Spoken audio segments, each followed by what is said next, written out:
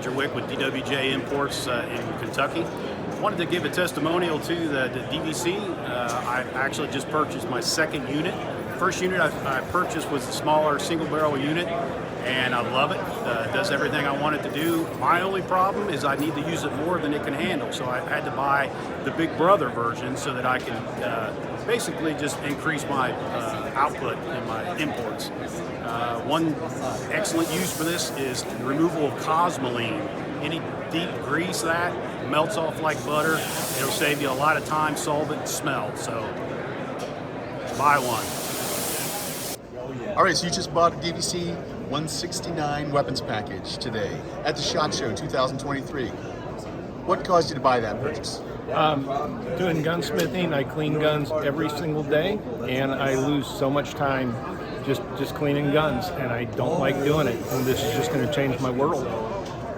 Awesome. Congratulations. Have fun with it. Thank you. Hello, Dinesh.